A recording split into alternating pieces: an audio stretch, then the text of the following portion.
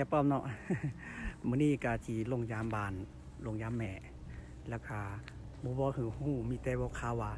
คันว่าเลิกก็สิลงเพราะว่ายังขาเบียกคันว่าบ่เลิกก็เบิ่งเดือนหน้ามาจังลงแบบนี้เนาะแต่ว่า เบียกก็เฮ็ดแล้วลีแต่ว่าถ้าบ่ลงนี่ก็บ่เลิกเนาะ ล่ะสิลงยามเช้าแล้วบ่ว่าแต่แม่ละอาเพิ่นก็บ่เฮ็ดมีเพิ่นฮู้ว่าเฮาสิลงมื้อนี้หั่นน่ะแล้ว มีแต่ลงจะเอเขาเนาะเจนี่กับเกมแล้วเนาะกระเป๋าเดินทางเรียบร้อยเจนี่ยังทารถเมย์อยู่ทาต่อรถเมย์มาเจนี่ทาเบื้องหลังเศร้าจีมืดมืดอยู่กับบานนะครับจีบาที่เลยเขาลงบวกเขาที่นี่ไปเดียวไปพร้อมกันว่าระบางตั้งที่ใดเห็นอันเลอร์แดระบางตั้งที่ใดท้ายเลยคือเบื้องแดเนาะลองพยายามเองวันนี้รถเมย์ก็มาหอดละเนาะมาหอดละแต่ว่าเบิ้งแต่ทางเขาพี่น้องเบิ้งแต่ทางเขาเต็มเลยอ่ะ มาวานทุกเถื่อตอกเลยแบบว่ายืนจนหอดเฮือนบุไรนางจักรวาลเลย เต็มจูเตือเนาะตามไปวัดไปเมืองฝันเดี๋ยวเจอกันอยู่บ้าน ล่าสุดกลับมาหอดเขามาในรถแล้ววันนี้พี่น้องเบิ้งสีหน้า เนาะเบิ่งความอบอุ่นเนาะหนาวนี่คาดว่าบุญหนาวจะถึงนี่เราบอกความอบอุ่นอ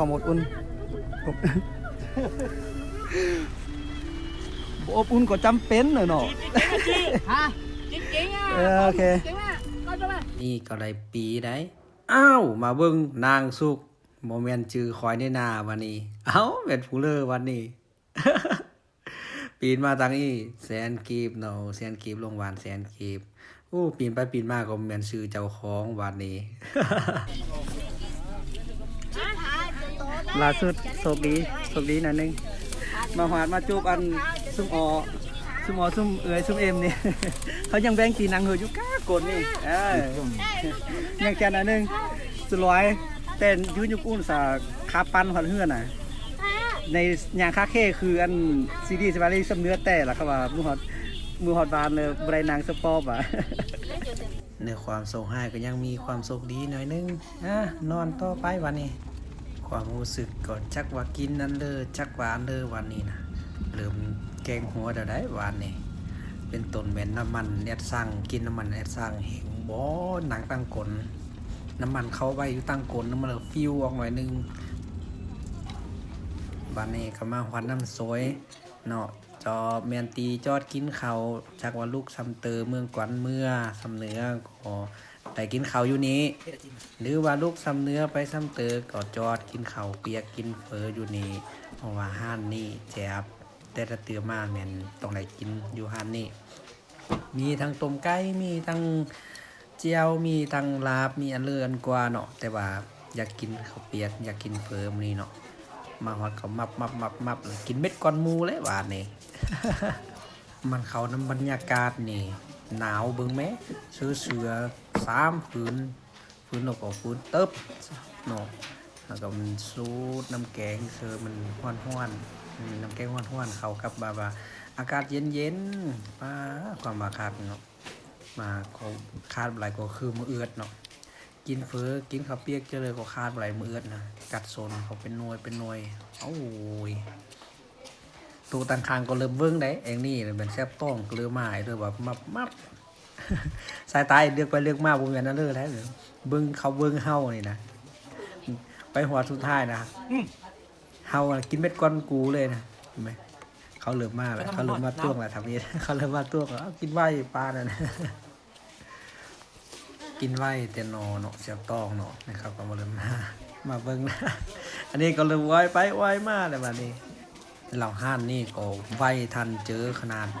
ไปหอดปุ๊บก็โอ้เสิร์ฟปั๊บเลยปอว่าสั่งยังไม่ให้เริ่มมาหอดโต๊ะสำเขานำโกนมาแล้วป้าถักเต้ถือนี่นะแบบว่าความเสียบต้องขนาดเฟิร์กว่าแล้วเนาะเขาว่าเสียบต้องสำเป็นใบตอเลอร์ยิงดีอันนี้เป็นไปหอดแล้วก็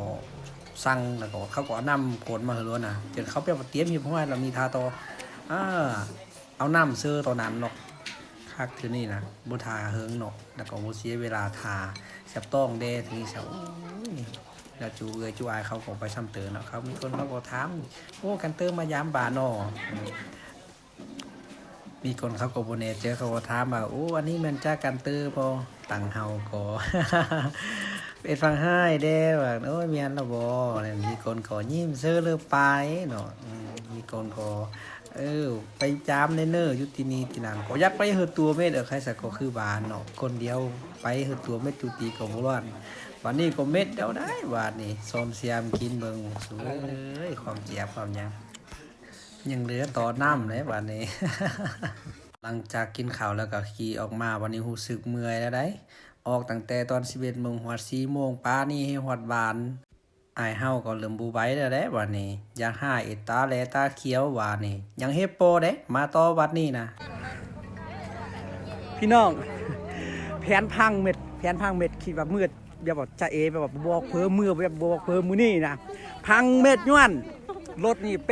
หับคนเอเดล่าได้เรียนโอ้ยตายแล้วกันอ่ะเจนี่เบิ่งกันสิโทรหาเอ็มกันคือเขาเอารถมาตอนกันนี่น่ะกันก็ว่าบอกเพิ่มมือหัวเทนดูเนาะเจนี่มาเปรถอยู่ผู้อันห้วยลานเนาะตัวหาแม่ก็ลงที่ว่าที่เลย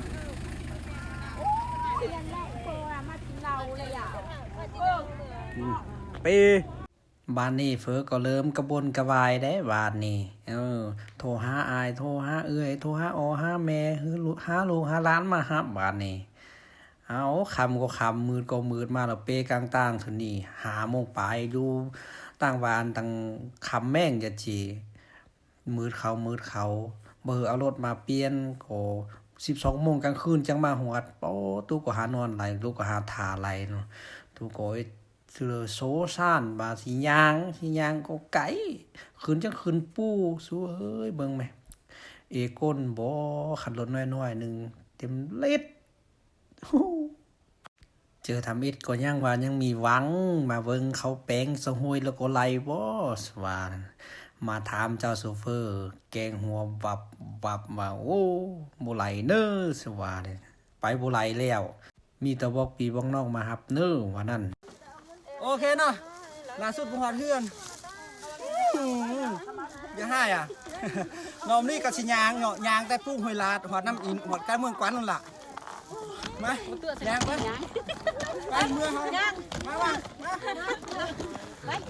เอาแป้งกันมา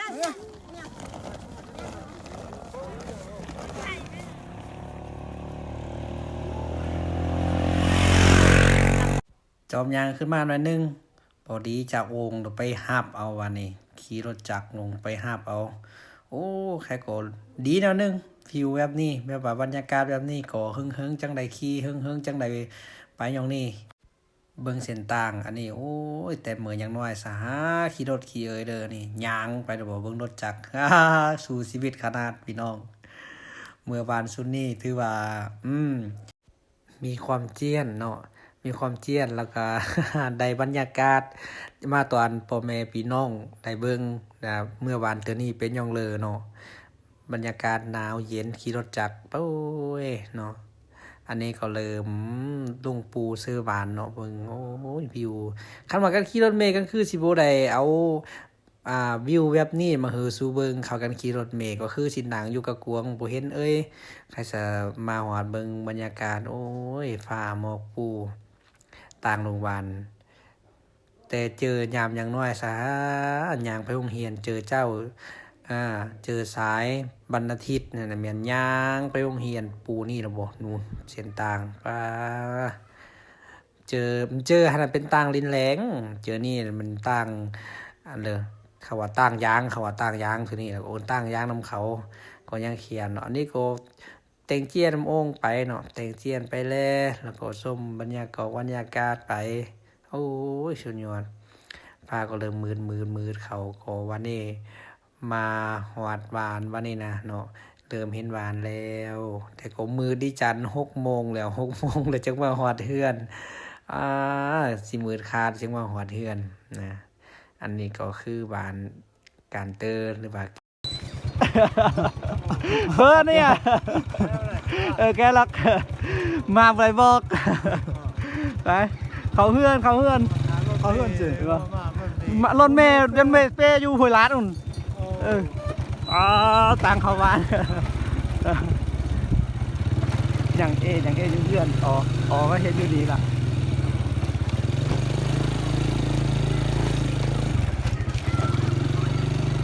ยังอะไรสภาพ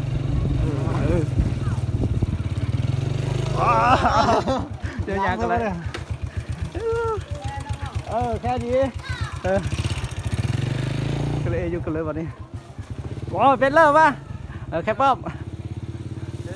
แค่นี้ไม่ต่างเลยโบ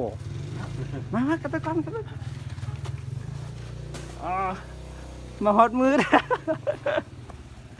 มีคนนั่งทาแค่นั้นมีคนนั่งทาอยู่นี่เดินที่เลยมารถเมย์เป้ห้วยลาดยางมาองพูดไปห้ามเอาอยู่กลัวห้วยลาดอุ่น